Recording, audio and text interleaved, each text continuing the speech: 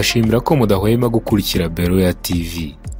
Ni kuri wa@beroyatv.org. Ushobora kandi kudukurikira unyuze kuri page yacu ya Facebook, kuri Instagram ndetse no kuri YouTube channel yacu Beroya TV. Mu gitondo cyo kuri uyu wa kane Ukuboza umwaka wa 2022, abantu barenga 15 baburiwe irengero mu gihe imirambo y'abageze ku 9 imaze kurohorwa mu mazi y'umugezi wa Jokskie. Nyuma y'inkubi y'umuyaga yahushye muri uyu mugezi igahungabanya bikomeye itsinda ry'abarenga 30 bari mu gikorwa cy'umubatizo. Ikinyamakuru The South African dukesha iyi nkuru kivuga ko mu gitondo cyo kuri iki cyumweru tariki ya 4 Ukuboza mu gihugu cya Afurika y'Epfo mu ntara ya Gauteng, inkubi y'umuyaga yahushye bikomeye mu mugezi wa Jokskie River igahungabanya bikomeye itsinda ry'abakristo bagera kuri 33 bari mu gikorwa cy'umubatizo.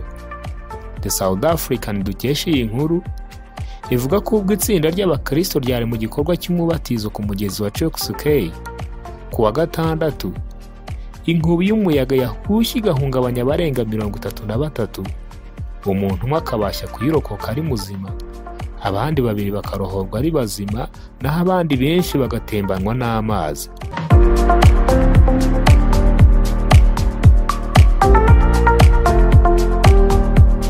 Umuvugizi w'ikigo cy'ubutabazi muri Johannesburg EMS, Johannesburg Emergency Services, Robert Murazi, yemeje iby'iyi mpanuka, anavuga ko iki kigo cyakoze uko gishoboye kose kikarohora imirambo igera kuri 7 mu gitondo cyo kuri iki cyumweru.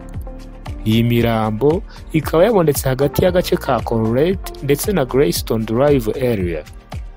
Robert Murazi avuga ko iki kigo gifatanije n'ubuyobozi bw'umujyi wa Johannesburg, intara ya Gauteng ndetse n'urwego rw'umutekano rwa Afurika y'Epfo South African Police bakomeje gushakisha imibiri y'abasigaye.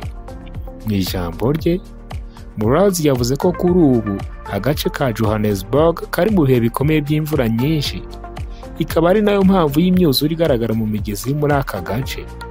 Gusa Murazi ntiyigeze abuzanya bene iyi mihango ikorerwa kuri uyu mugezi muri ibi bihe, ahubwo yasabye abakristo bose aho babatiriza kwitwararika ndetse no kuba maso mu bikorwa byabo.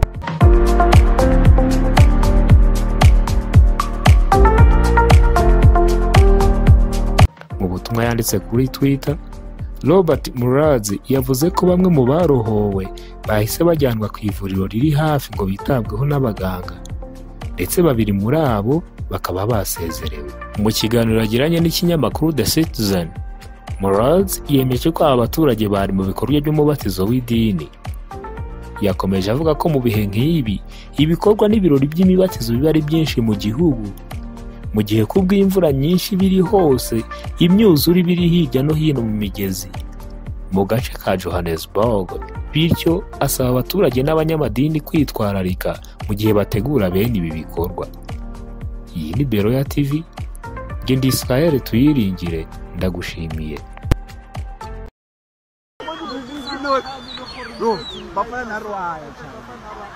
Fine.